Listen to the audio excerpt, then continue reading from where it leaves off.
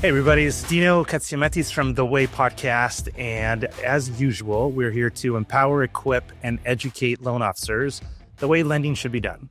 And that could be a whole bunch of different ways, and everybody's got their own way of doing it, but I'm committed to bringing some of the most successful people in our industry and helping you guys learn the secrets of becoming a top-notch loan officer, mortgage advisor. All right, so with that said, I'm really happy because I think one of the OGs, we won't mention age, but one of the OGs in the business. And she is not only was she a huge top producer, but now she is spreading her knowledge and coaching people to give the gift that she's learned after all these years. So Cindy Ertman from The Defining Difference. How are you? I'm doing awesome. It's so great to be with you, Dino. So Cindy, I called you the OG.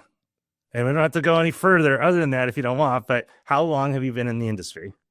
I think in total, probably about 37 years.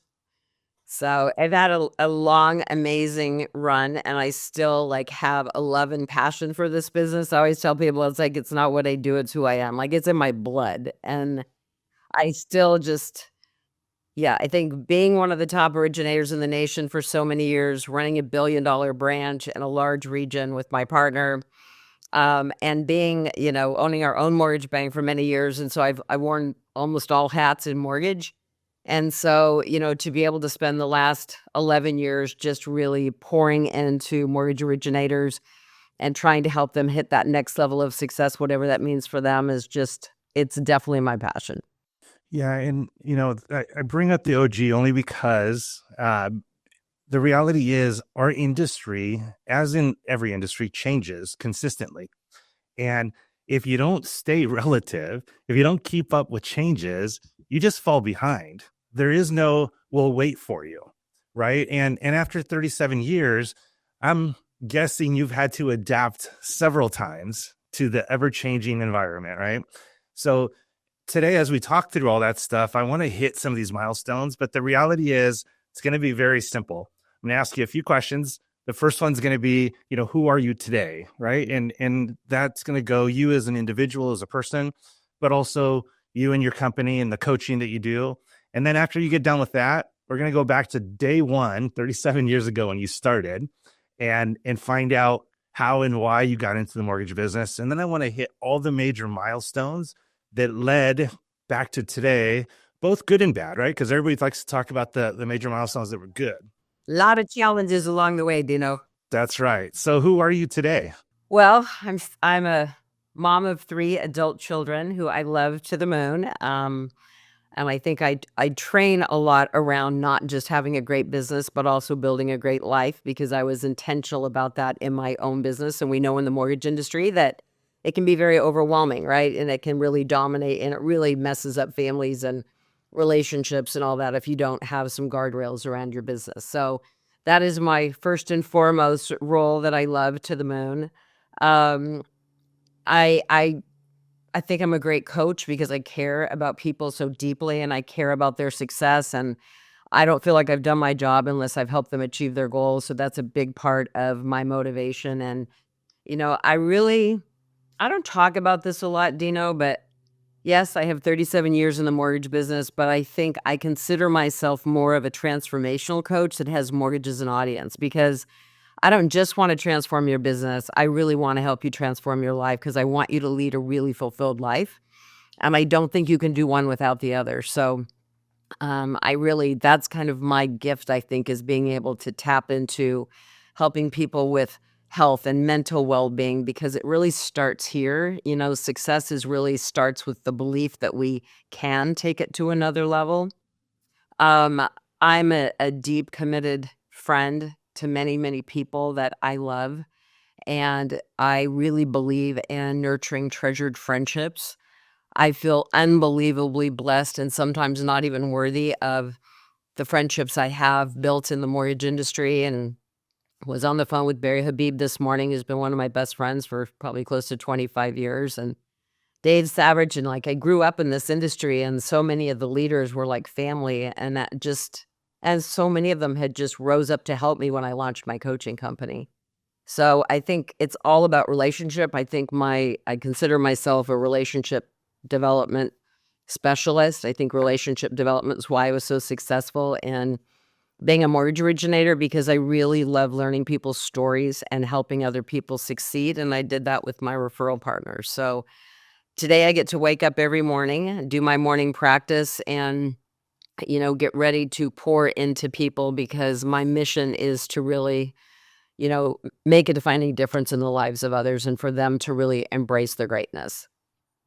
So I'm gonna lead into another question, but before I do, I want to make one comment because I've now been in the business 26 years, so more than a decade less than you, and it took me this long to figure it out, and it's work life balance really does matter. I was guilty for many years of saying, you know, there is no such thing as work life, balance, and who cares? Like I loved working, but the reality is, I can look back now and I can say I made a mistake, and I want this to be important to people because it's very few people. Actually, I don't think I know anybody that has gone through the career and gone back and said, I wish I had worked more. They all say, I wish I had done more with my family or my friends or, the experiences that they so much value and treasure now. So for all the young people listening, you know, start off the right way. And that's why I can honestly say the best money you will ever spend is coaching as soon as you can in the industry. It's something I fortunately started doing early on. And I will say that it shaped the rest of my career. And it prevented me from losing years and years and years of wasted time. So for everybody listening, work-life balance matters. Choose to spend your money wisely and learn how to be better at your trade, but also how to be better at life. And from what Cindy just said, right, it goes beyond just being a good, mortgage originator. So with that said, you said something that's interesting. You said your morning routine. And I love asking successful people what their morning routine is, because I found that everybody that is successful typically has a routine of some sort. So what's yours? Well, at this stage of the game, and it is a non-negotiable in my life, and that's non-negotiables. Negotiables, I think, are a big part of creating that work-life balance. And you have to be clear, with what's most important to you. So there's a few things that my team knows they cannot move on my calendar, period. And one is my morning practice, which is an hour. And two is my workouts, because I hate working out. And so the only way I'll do it is with the trainer, because I have to pay a lot of money and show up and I'm accountable, or I won't work out. I don't love it. I wish I did. So, but one of my morning practice on a day-to-day basis, if it's not a workout day, is I do have a strong faith. So I start with a devotional every morning that I read, very short. It just kind of grounds me for my day, reminds me what's important. And then I go into a gratitude practice, and that changes depending upon my mood of the day. Frequently, it's an out loud gratitude prayer. Sometimes I'm writing in my gratitude journal. I created my own journal last year for my clients, which was something I'd wanted to do for a long time. So I'm a really big believer that regardless of how tough life is, we always have really wonderful things that we can be grateful for. And I think it's a huge part of any successful practice. Anyone that experiences success, I think we have to take time to acknowledge the good things in our life, even when we're going through really challenging times. So that's a non-negotiable. And Dino, if you would have told me, 15 years ago, I would do meditation every single day, I would tell you you're crazy, being a type A driven mortgage professional. But I had a really interesting experience. In 2006, I was at Mastermind Summit in Las Vegas, and Jack Canfield, who wrote all the Chicken Soup for the Soul books, was a keynote speaker. And the loan officer sitting next to me said, have you ever read his book, The Success Principles? And I said, no. And he said, you should get it. It's a really good book. So I got the book and I went and shook Jack's hand afterwards. I really didn't know anything about Jack, and read the book. And it's really a basic book. It's 64 very simple success principles. But he's a personal development coach and trainer. And I had done a lot of personal development work, so it really kind of spoke to me. And as I do, I'm a seeker, always growing and learning. So I reached out to Jack's team and I ended up signing up My friends, my family thought I was nuts. In 2009, I signed up for a year-long train-the-trainer program with Jack for 100 trainers around the world while I was running a billion-dollar branch, building a region, top producer, mother of three. And even my husband at the time is like, what are you doing? But he supported me, and I did this training. Um, and then I spent the first 3 days trying to get my money back because I thought I'd made a huge mistake, because the deep personal work feels very scary when you're always up here, right? So, but that experience and that year, I would not own my coaching company today had I not taken that deep dive into my own personal journey of becoming who I really wanted to be in the world. And it fueled so much of my future choices and decisions. And so the reason I call myself more of a transformation coach is when I first launched my company, I thought about launching a personal development company. And Jack Canfield said to me, you are nationally branded in the mortgage space. You have all the tactical training that you teach people nationally. And you've got the ability now to pull from this transformational experience and all these deep dive things to get people really focused on what matters most to them. And why don't you combine the two and really pour into your mortgage community? So that's what I chose to do.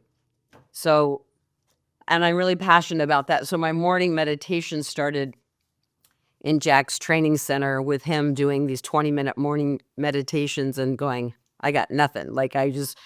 But it just became over time. And I teach it to a lot of my coaching clients, my high-level mastermind. I bring in meditation teachers and trainers, and I take the craziest high-performance $200 million a year originators. And by the end of the program, they're all meditating daily, and it's very cool.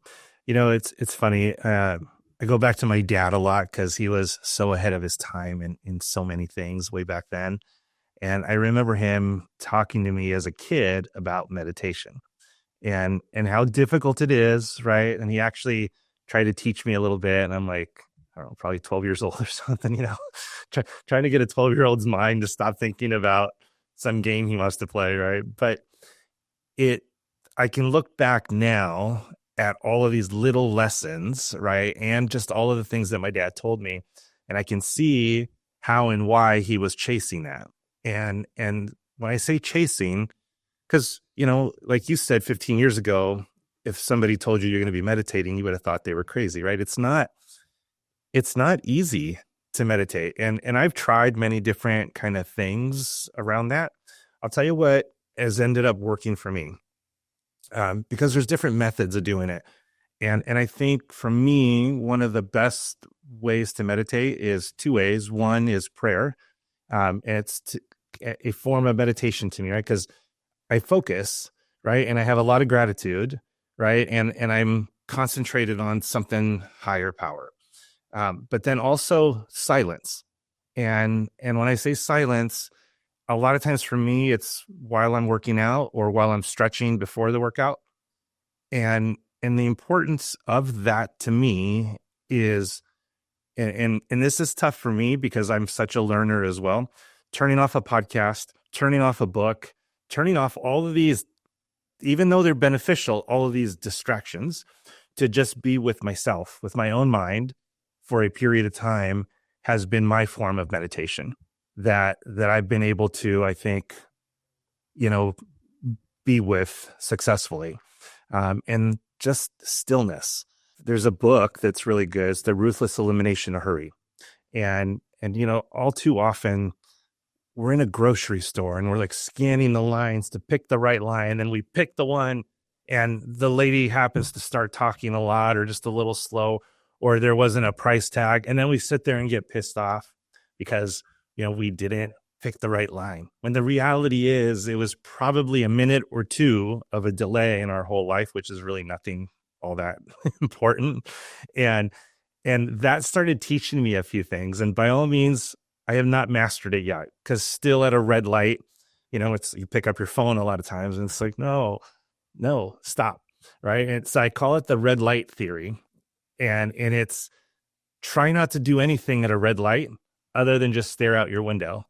Because the reality is, when I think back as to some of my best thoughts that have come to me, they've been at a red light when I was bored or on the toilet. If you don't allow yourself to be distracted with a million other things, You're going to be with yourself, and all of these amazing thoughts will come to you. But have a journal ready, because you will forget a lot of them. And you got to be ready for these, because they will flood you when you allow them to come in. Well, and they don't always, for me, they don't always hit when I'm in meditation. You're right. They'll come to me later because, look, none of us can really silence our minds, and so our thoughts creep in. And like when I first started meditating, I'd be like, when the thoughts creep in, I just think of them as clouds, and I remind myself, let them go overhead and float overhead and come back to your breath. I am a huge fan right now of Insight Timer, and I usually do maybe 2 10-minute meditations a morning, and sometimes I'll set a timer for 5 minutes and just do a 5-minute silent, because I love to add that onto it. So I mean, I mix it up a little bit, but I have favorite people that I listen to, and that changes all the time. People send me meditations that I'll fall in love with.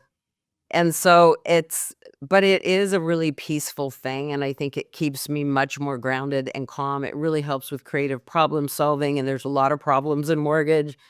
So I just think it's become a beautiful way to start my day. And, when you're pouring into other people like we do in the mortgage industry all day, every day, it really helps keep us grounded. And I think it's an important place to start from every day. So I encourage people to try it for sure.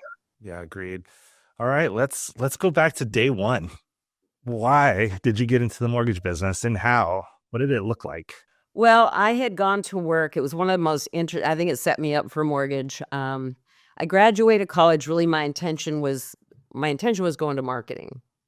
And I got my real estate license my last year in college, because I only had one class that I needed to take, and I was bored.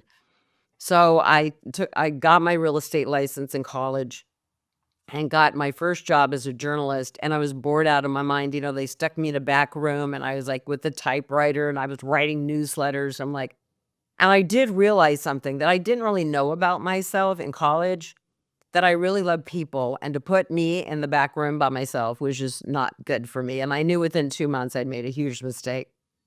So I actually transitioned into real estate for a little while and became a realtor for 3 years up in Northern California. And I was a pretty good realtor, and I liked it, but I didn't love it. And I still had this big desire to go into marketing. So there was a local real estate development company in town, and they were an apartment development company. And I'd gone to college with one of the owners, so I'd approached them. They really wanted me to come work for them, and they had just built a new subdivision. They wanted me to sit their housing track, and I said, no, that would be like watching paint dry. So they finally hired me. I said, once you can hire me as your marketing director, I'm in. So they hired me as their marketing director and then stuck me in a housing track. So I quit a year later, and they said, you can't quit. Like, you're awesome. You can't leave. Like, what do you want to do? And by this time, they had merged with Gibraltar Savings in Beverly Hills and become Gibraltar Community Builders, quickly became the #1 apartment developer in the state of California.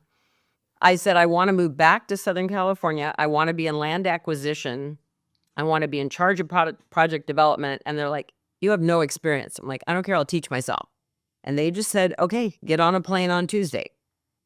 And a year later, they moved my husband and I, rented a house, moved us to Beverly Hills. And it was crazy 2 years, until one day I walked into my boss with my VOE, and I was buying my first house in LA. And I walked, because you walked your VOE in at the time to your boss. And I said, guess what, Corey? I bought a house, and here you got to complete my VOE, because you better sit down. He said, Gibraltar Savings just been shut down by the federal government, and they're going to padlock the door on Monday, and you're not going to have a job. And I said, there's something else I haven't.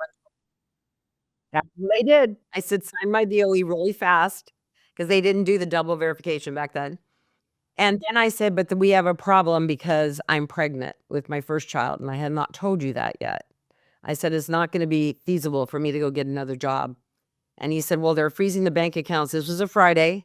I quickly just said, I don't even know where it came from, I need a 6-month severance check, and I need it today. And he went back to his office. He wrote me a 6-month severance check.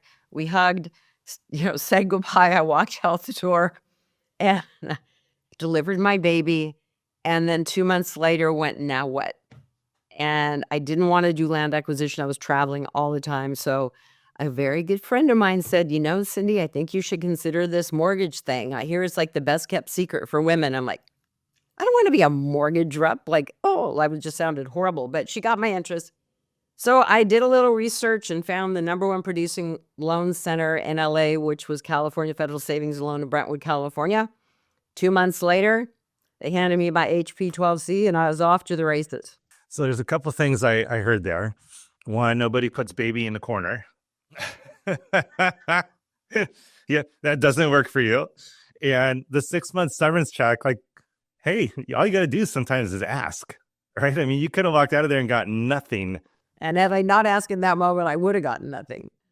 So, yes. And, I will share, and I share this sometimes on stage, but I do want to share this because I think it's important to today, because I don't know where I even got the gumption to do this, Dino, but my first day in the business, and mind you, at CalFed, we had a week-long training program, and it was a bank. So we were actually had assigned territories. I could only call in 4 real estate offices. I couldn't just go calling people. And I didn't really know anybody in LA. And I knew nothing about the mortgage industry. And I was given a list of the, realtors in these 4 offices. And they had highlighted the top 5 producers in each office. And I'm totally green. I had no idea what I'm doing. And in my brain, because I had no fear, right? Because you're young and stupid. And I go, well, I might as well start with the number one guy. Like, why would I start at the bottom of the list? So I just called, and I'm reading a script. No joke. I'm like reading it. And I practiced it once or twice. And I call the number one producer in West LA. And I start reading the script. And halfway through, he hangs up the phone on me. I'm sure I sounded like an imbecile. And I started crying. This is true. Like, I started puppy dog tears, like crying, going, I was like a very nice person and kind and from a small town and not big city girl. I'm like, who treats people like this? And I got myself together. I do not know what prompted me, Dino, to do this, but I think this set me up. You'll get the picture. I got in my car and I drove to his office. Oh, yes. And I walked in, because it was a closed office, to the reception area. And I said, you know what? I just got off I was on a really important call with Ray and we got disconnected. And I was close by, so I thought I would just drop in so we could finish our conversation. Is he here? And much to my surprise, he came out. And he started laughing because he knew he hung up on me. And I think he was shocked that I actually showed up in his office. And he said, come on, let's go to lunch. And we got in his car. He drove me to Ivy at the Shore in Santa Monica, which is a lovely restaurant. And this is a true story. On the way there, he said, I think you should know that I sleep with my title rep and I take kickbacks from my mortgage originator. You're like, and you want both from me or just one? I thought I was like on another planet. Like, I mean, it's just, I couldn't tell at first if he was kidding, or then I realized he was not kidding. And I made it through lunch. I didn't know whether to be scared and jump out of his car. Like, I really didn't. I was like, I don't know what I don't know what I don't know here, and how he became a top producer, right? Anyway, we get back to his office, and I remember getting out of the car, and I just said, you know what, Ray? I said, I'm happily married, never going to sleep with you, and I'm never giving up my license, so I'm never going to give you a kickback. I said, if you ever choose to do business the right way, I want you to give me a call. And 2 weeks later, he called me and asked me to come to his new open house in Westwood that Sunday. And he said, I'll give you the first deal because you're so freaking tenacious. But after that, you better be good. And he sold the house at the open house, and I could not use my HP 12C to save my life to calculate payments. But somehow I muddled through that and closed my first deal for this attorney.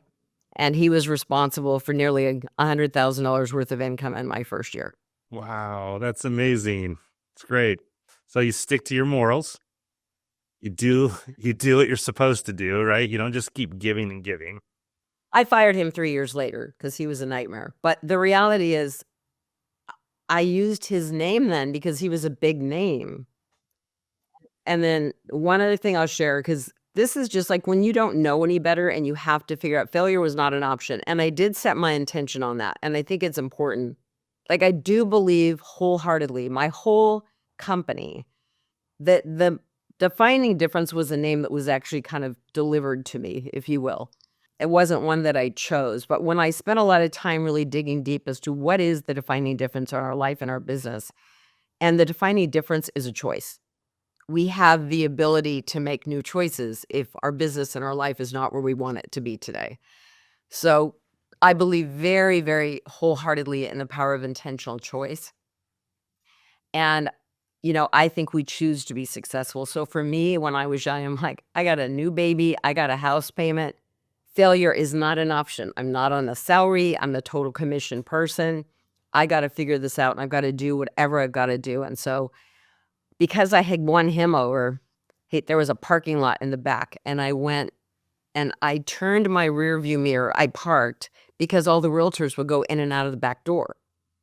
And I took my little cow-fed flyers and I would wait till a realtor popped out and I would jump out of my car. Honest to God, that's how I built my business. And I would literally almost bump into him. And like, if it was you, I'd be like, hi. I said, how are you? I said, haven't we met before? And they'd be like, I don't think so. And I'd be like, oh, I thought I met you at an open house a couple weeks ago. I go, hi, I'm Cindy Ertman with California Federal Savings Loan. And I said, I'm here to meet with Ray. We just put a really big deal in Westwood together in escrow. And I said, and then I would just kind of go in, hey, by the way, I've got this really great new program. And I gave him a flyer. And if there is anything I can do to help support you, do you have a card on you? And they would whip out a card and I would give them my card. And I said, well, I would love to get together with you sometime and strategize about ways that we could help you be more successful. So if you're open to that, let me know, but I'll reach out. Thanks so much. Great to finally meet you. And then I go back into my car after and then I would go back and I'd write them a handwritten thank you note. And I built this little campaign. I would put them on and that's how I built my career. So I'm going to make a comment on that. Something I've always found really valuable just in my own career. Whenever you are approaching a referral partner, let's call it realtor, and you keep trying to tell them how good you are at your job and what you can do for them all the time. I don't know if you guys noticed what Cindy said, but she didn't necessarily do that. She went and said, I'd love to strategize on how we can be more successful, right? And how we can grow a business together. So she placed herself at an equal value, not a position of weakness where you're begging for business. Because the second you do that, first of all, you're just like everybody else. And the second of all, what have you done to impress them? Nothing. You might as well offer the kickback, right? Because there's nothing else there. So I thought that was powerful. I just wanted to point it out for anybody listening.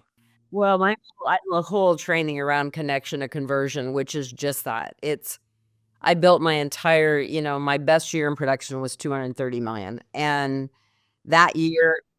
And by the way, just this for a second, just stop, because for anybody who can't comprehend that, the average loan amount back then is not what it is today. So that might as well be 600 million or more, right? Well, and there's still a lot more males in this industry than females, but there were very few females in the industry when I started, and we really didn't have female mentors in our business. Karen Dice was one for me, but I think that was it. Like, there was really no other women that had been like top producers that were mentors. So, and I was really proud of that, but I never ever focused on money. My focus was always on, if I can help you be more successful and we're a team and a partnership and we're focused on growth, then we can grow together. And I always focus on, how can I help you, Mr. Realtor, Mr. Realtor, be more successful? And I also, the one thing that it's one of my biggest challenges as a coach is, at least 70% of the originators I talk to, Dino, that have been in this business for years, do not effectively manage a database. And they're leaving so much revenue on the table. I think they're doing a tremendous disservice to their past clients. And the one thing that was beat into me over the head, and I was very resistant to it initially, is set up the database, manage the database. So I developed very good practices and systems right out of the gate around managing my database. And I, for 30 years, had consistent campaigns that I wrote the emails myself on the 1st and the 15th of every month. And yes, I would pull from Barry Habib and other people with some of the content. But the reality is, I had multiple ways that I hit my past clients. Um, Even when I stopped originating and left my business to my partner, I was still sending postcards to my whole past client database quarterly. And she would always say, "Oh my God, it's so old school." I'm like, "It is." But guess what? I would get loans every single time I sent that postcard. So that's why I kept doing it. So I think we have to hit people from a variety of different ways because people hear us in different ways. But I really think that if as originators, you don't have a really great system around database management, we teach it. I think it's imperative. I think it was responsible from 20 to 30% of my income every single year, and it's gold. And so we have to really learn to mine that carefully. You, it's the one thing I've said for years now when people ask me, right? I would always say the one thing I would do different is I would have kept the best CRM I could possibly, like, with all the details in the world. And I'd probably venture out to say that I was still better than the majority of originators, but I know what the power of it can do.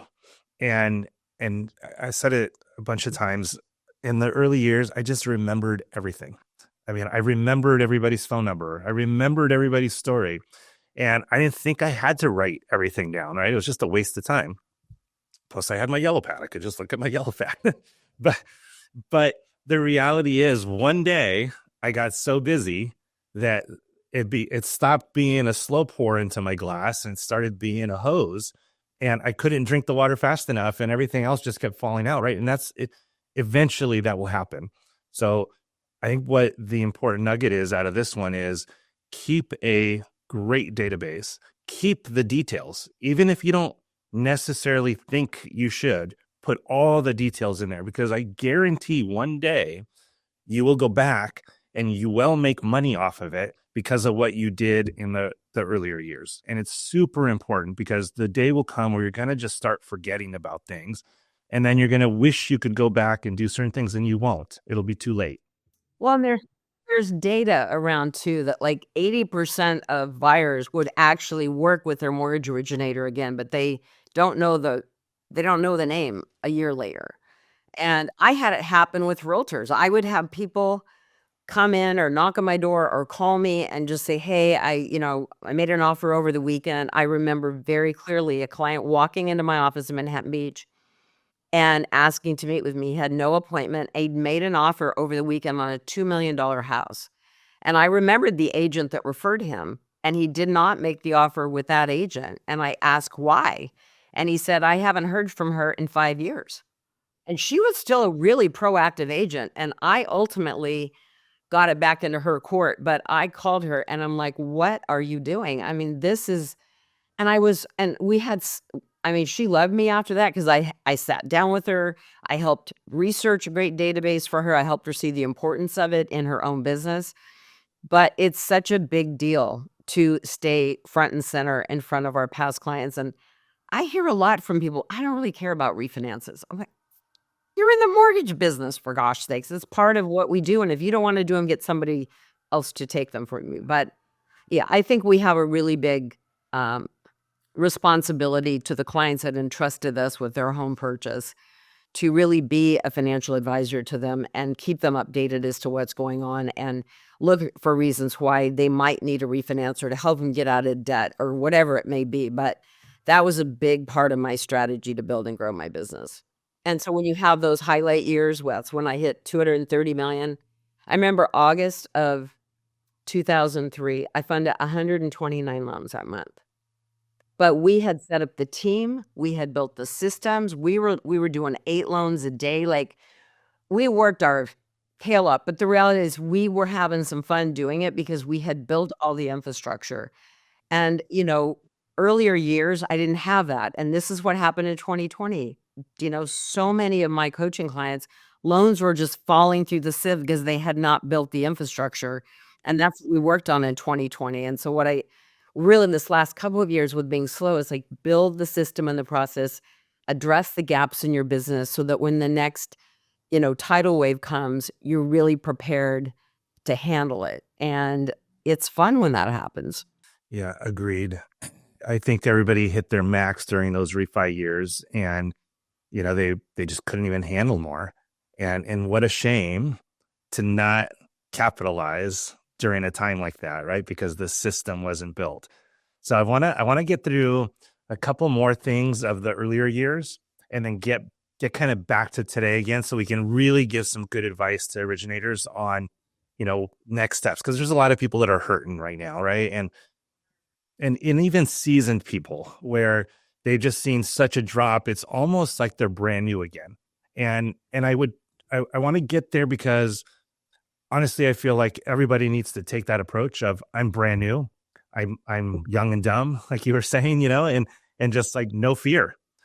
And I only with a little bit of calculated, right? Like, let's learn from somebody on what to do. And I think we can get there a lot faster. So before we get there though, I'm curious. You said you made about 100,000, I think, that first year just off of that one realtor, right? Which is quite a bit of money, a lot of money back then. I guess honestly, your first year out of the gate, you crushed it.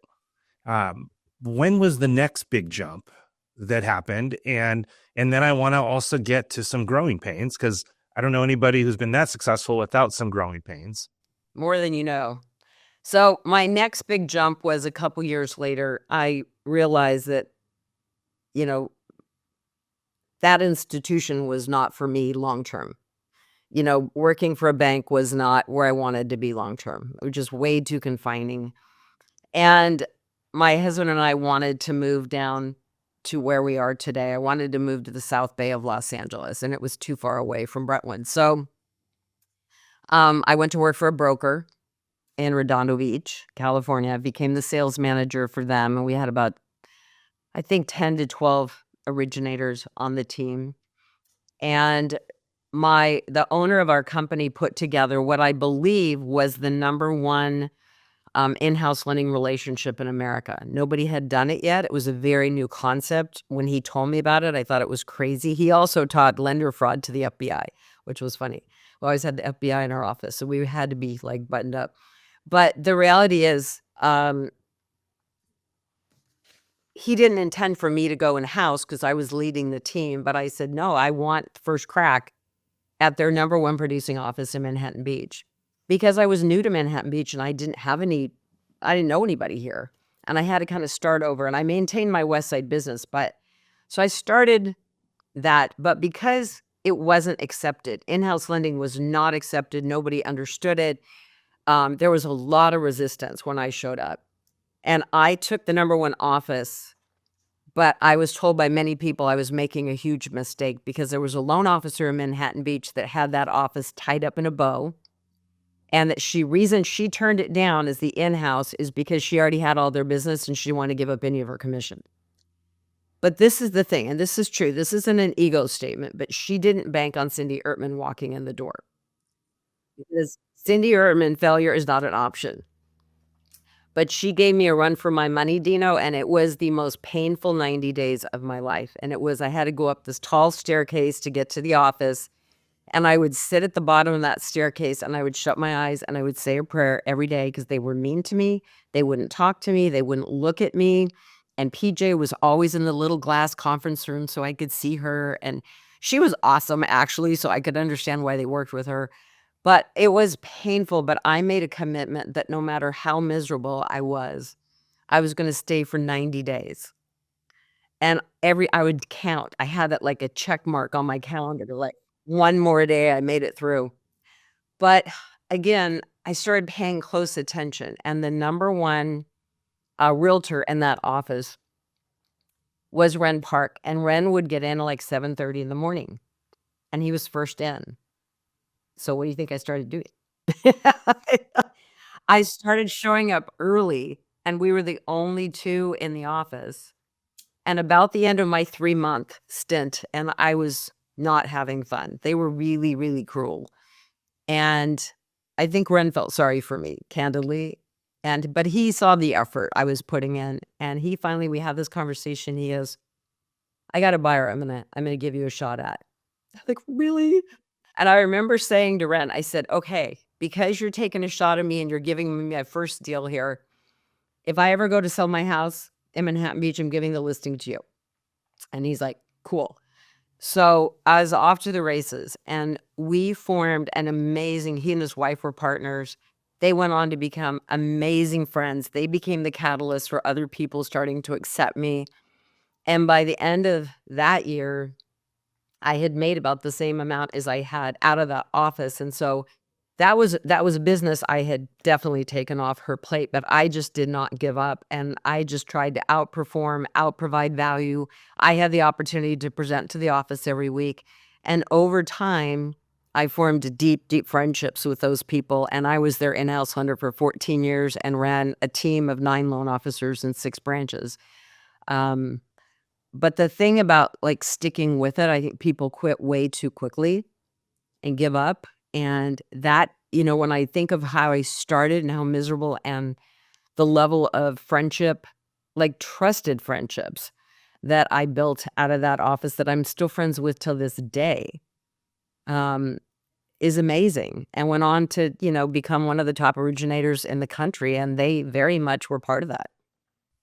I if we can unpack some of that, right? Because you said a bunch of stuff there, and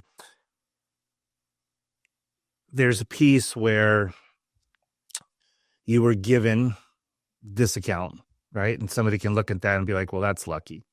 But then again, you were up against a racehorse that likes to win and already had the majority of the business in there.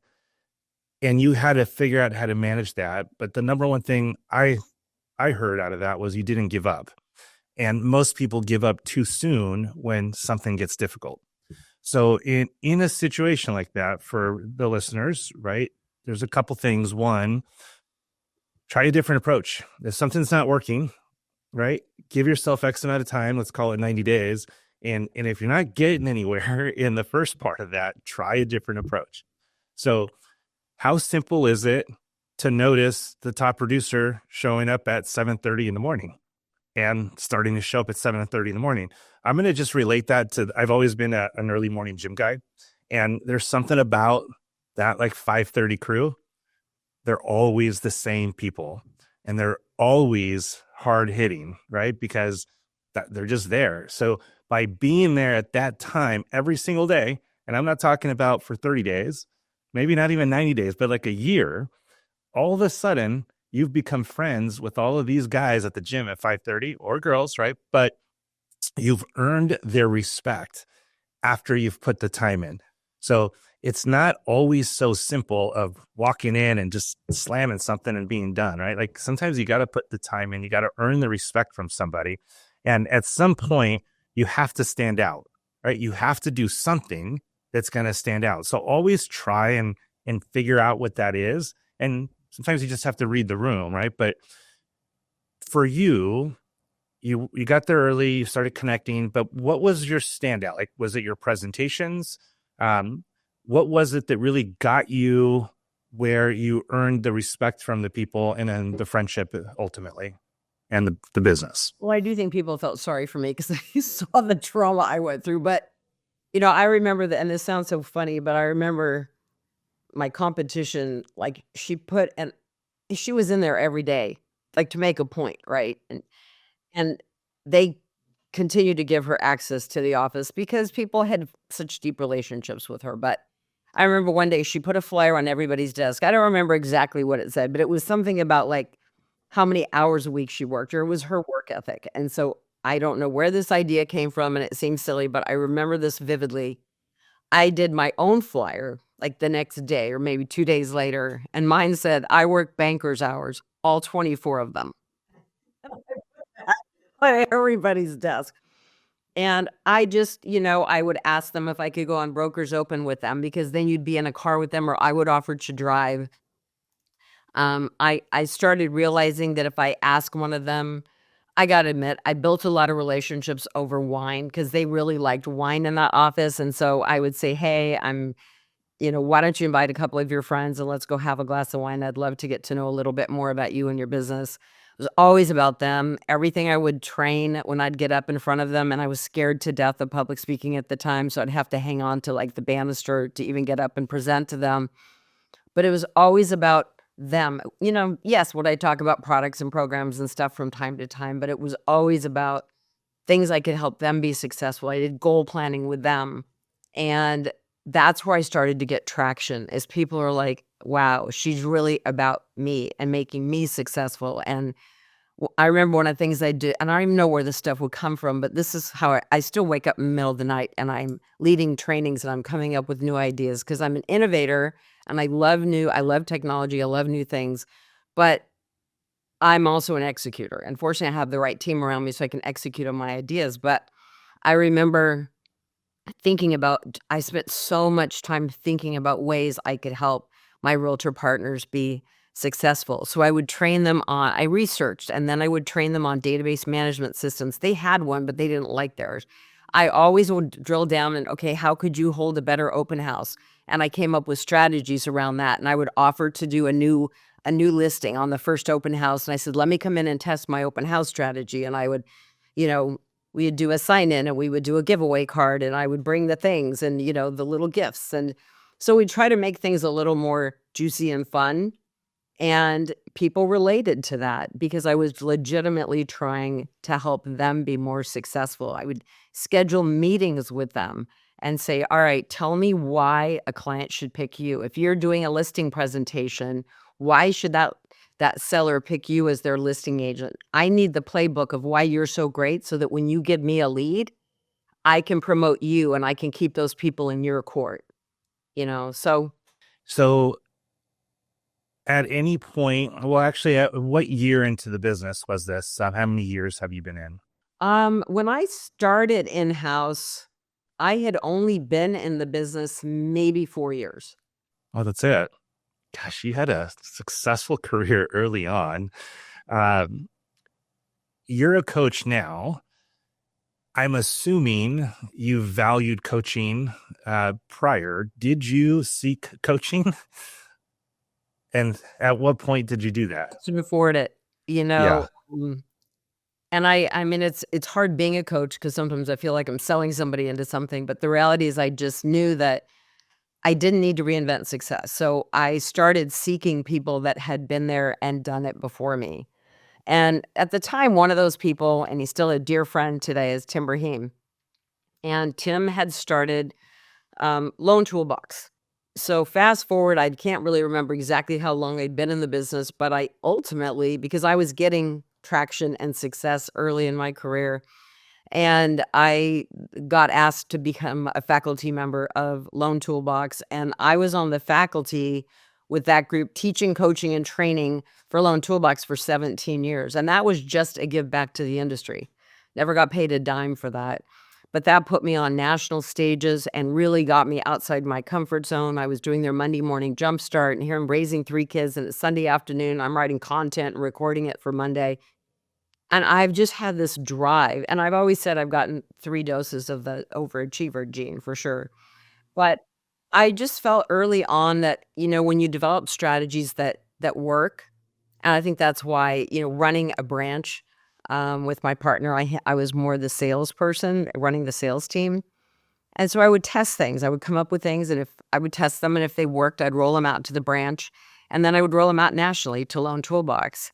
And, I became very fueled with helping people grow.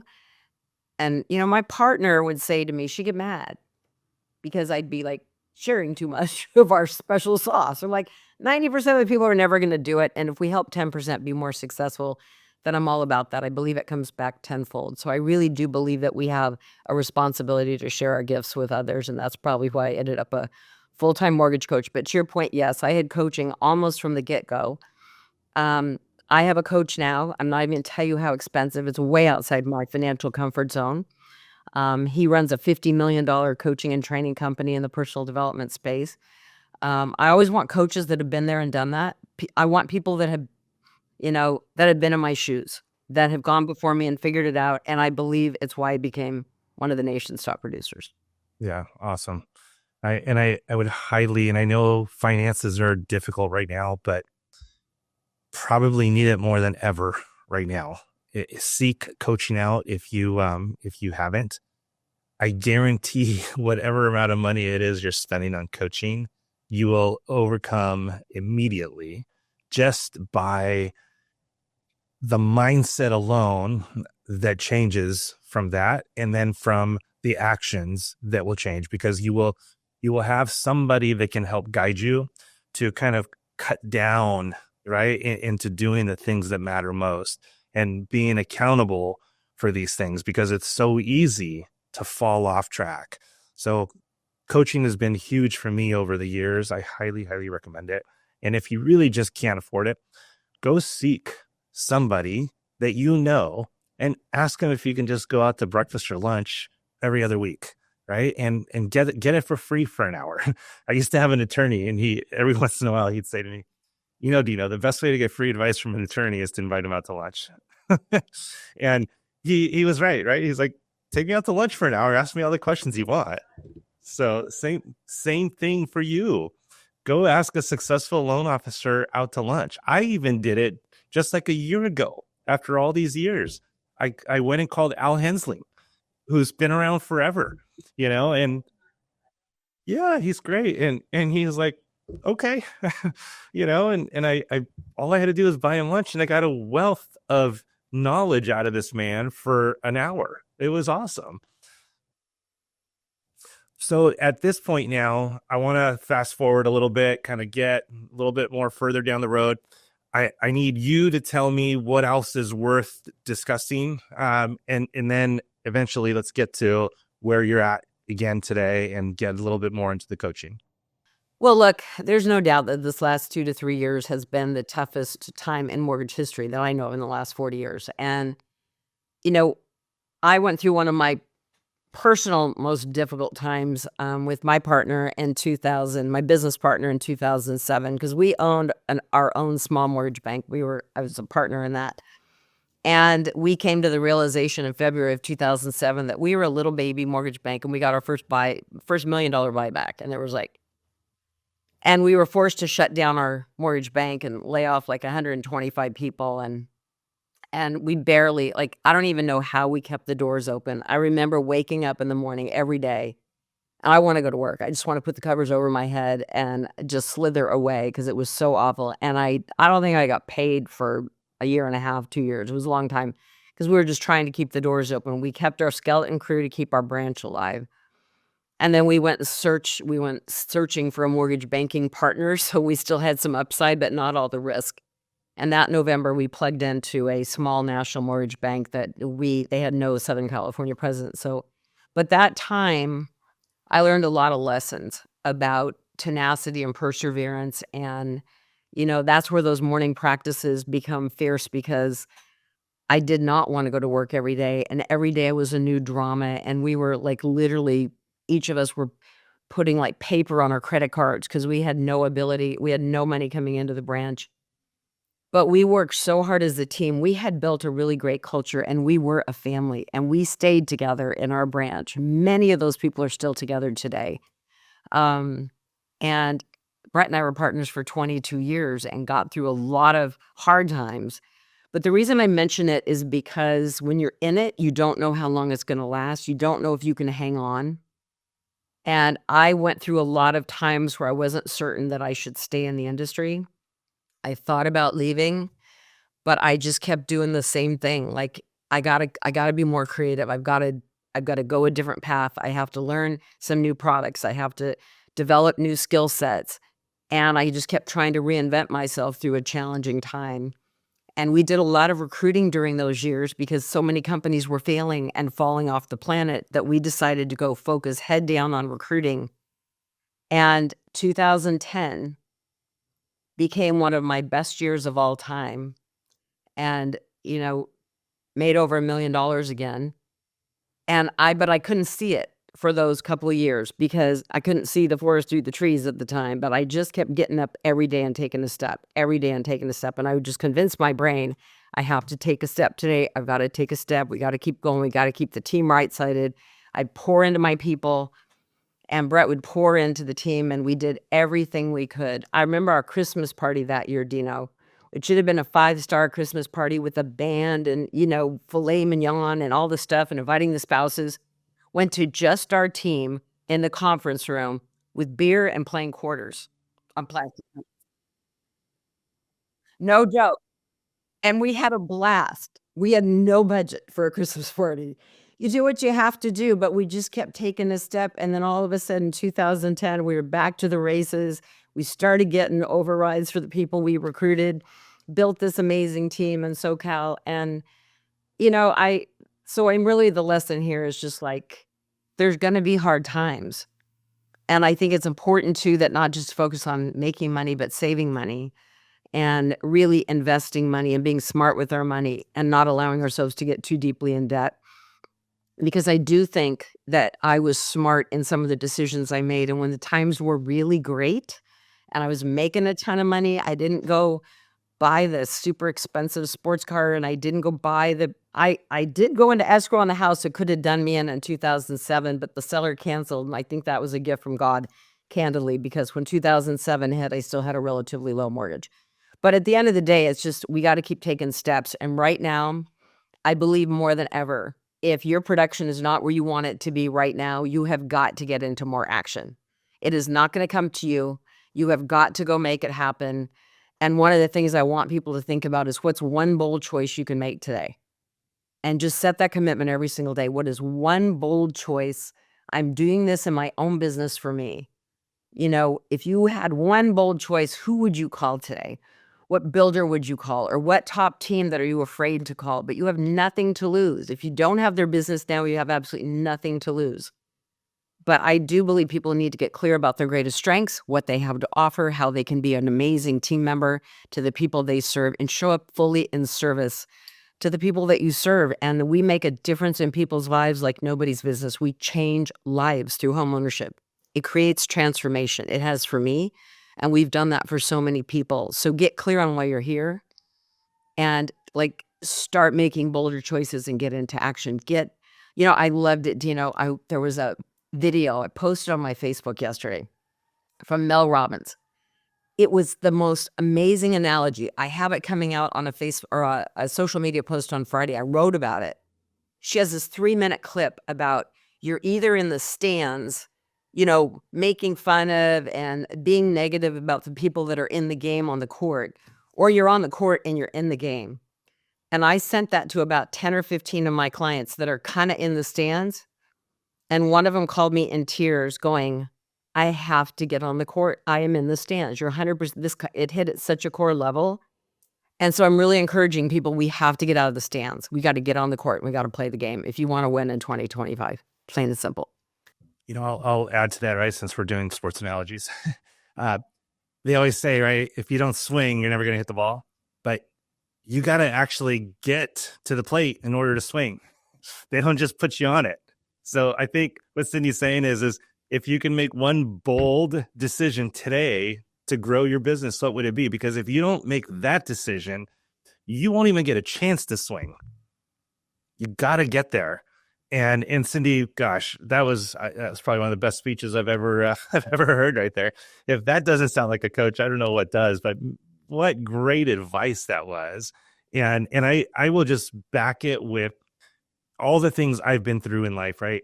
Whenever I have pity for myself or feel like I just need to bury my head, I can guarantee one outcome out of that. Zero good comes of it. But when I get bold, when I reinvent myself, when I put myself out there, when I have no fear, and quite honestly, even when there is fear, when you overcome it because you have no choice, there's nothing like getting your back up against the wall. You better get out there and try a few things, because I can guarantee one thing, there's always somebody, no matter what the market's doing, there's always somebody that's absolutely crushing it today, right now, crushing it. Bigger numbers than you've ever done, and in a bad market. So always just be that person. Be that person that's crushing it. Cindy, my gosh, that was really great. I only got a few more questions, then I'll let you go because I know we've been going for a while. If I picked you up today and dropped you off somewhere where you don't know anybody, but you have all the knowledge that you have today, and you have enough money, right? You're not like broke, but you're not loaded. What are you going to do? How are you going to grow your mortgage business? Well, I would probably go back to how I started out originally, honestly. I think today, I mean, I always just go, look, at this point in time, I'm a believer in like start at the top. So, I mean, I would go research the top, you know, probably 50, because I think we need double the realtor partners and double the referral partners today that we did. I'm a big proponent of developing relationships with financial planners because that was a key relationship in my business as well. In fact, it's funny, I just referred my financial planner to one of my coaches yesterday because I'm not using him. I mean, I use him as my financial planner, but I'm not originating. So, but at the end of the day, I would go research the top 50 and I would go where they are. I mean, I research open houses and I would go where they are. I had an amazing open house strategy that worked like a charm to build a relationship because that's where realtors are. There's always a realtor sitting at an open house on a weekend.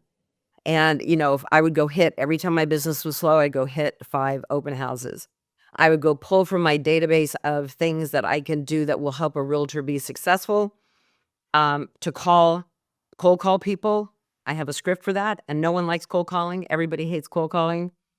But if you're cold calling and you have an offer of something that's gonna benefit them and it gets them curious as to what you have in your arsenal, they're more inclined to meet with you. So a lot of times I might say something like, "Hey, Mr. Realtor, I've been following you around social media for the last 30 days, or maybe you saw me stalking you on Facebook because that's a great place to start.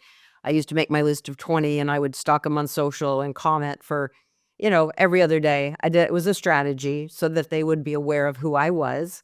And then I would call them and I'd go back to that because it works super effectively. And I would just say, well, as you can tell, I've been stalking you on Facebook, Sherry. But you seem like a really cool person. I love your message. You seem really down to earth and grounded. You've got obviously a very successful business. And I've got a couple of marketing strategies that I put together for some of my top producing realtor partners. And I would love to just grab coffee or lunch with you, learn a little bit more about you and your business, and share a couple of marketing strategies that might help you build your business this year. Would you be open to that? And most of the time, they said yes. And if they didn't say yes, I never took no for an answer. I would always say, "You know what? I understand that you have loyal partnerships with your lenders, and I appreciate that because I have that with my realtor partners as well. But I know not every lender can fund 100% of loans right now. So if you'd be open to it, I'd love to swing by for 5 minutes, drop off this marketing information to you, shake your hand, give you my cards, you know who I am, and I'd love to be in line to be your second choice lender should the need arise." And they would usually say, "Sure, come on by." And so I never just walked away because someone said no. I always try to just get my foot in the door because one day, and I would say this sometimes, I'd be like, one day your lender's going to falter and you're going to need that second choice person. And I want you to think of me. And it worked really well. In the beginning, that's how we all had to earn it, is that one day it happened and they finally gave us a shot. And it may have been a tough one, but we hustled, right? We got it done. That's how we earned it. So what I heard is find out where they are and go there. You said that, and I love that. 2 last questions and we're done. What's your favorite book? Oh gosh, I have so many.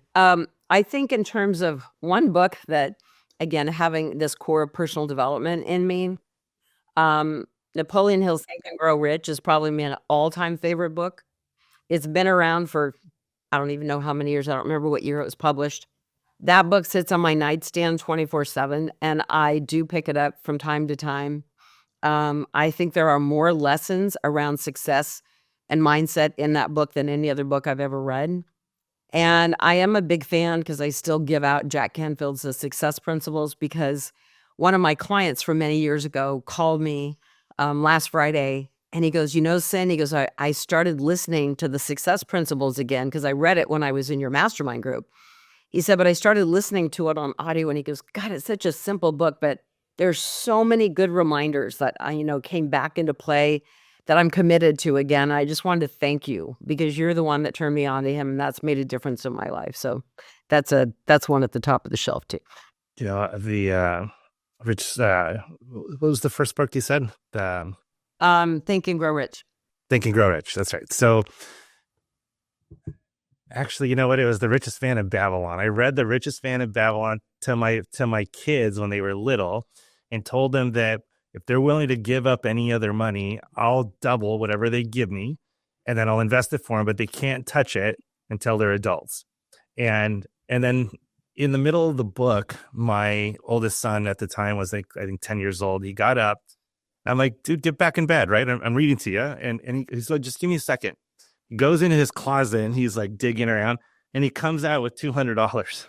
And he's like, so if I give you $200, I'm going to have $400 in my investment account? I said, yes. He goes, okay, here you go. Kind of similar. I used to pay my kids $100 to read amazing books that I wanted them to read because I wouldn't read them otherwise, but they had to be able to talk about the book and the lessons they learned. And that was great money that I spent, right? Yeah, totally. Last question. What's your favorite quote? Oh my gosh. I have so many quotes that I love, many of my own that I've written, but I think probably one that I go back to over and over and over again is Maya Angelou, when people show you who they are, believe them. Because, Dino, in my life, when I have talked myself through my logical brain to be in relationship with people that I knew probably weren't the best people or the most trustworthy people, trust is my number one value. So I don't want people in my life that I can't trust. But I've talked myself out of sometimes my logical brain because I really like somebody, particularly in a dating setting, right? It's like, so I always come back to I knew better, because when people show you who are, they believe them the first time. And I really try to live by that, because when people show you their true colors, if they're not aligned with my value system, they're not my people. And I'm okay even with clients. I don't want every client. I'm not the right coach for every client. I don't want to just take people's money. I want people that I want to serve and that people appreciate what we do for them, because we pour our heart and soul into helping people grow. And, I've turned many clients away over the years that are all in their ego and think they're the bomb. And it's like, you're not my people. I want people that are committed to growth and collaboration, that are coachable, that really can be honest and open about the fact that they don't know it all and they need help, and they're willing to be transparent and let us through the door, to help advise them and coach them. So Maya Angelou, when people show you who they are, believe them. I like that. So how do people get a hold of you? Probably the easiest way is my website, and you can just go to cindyrtman.com. It's also with the definingdifference.com.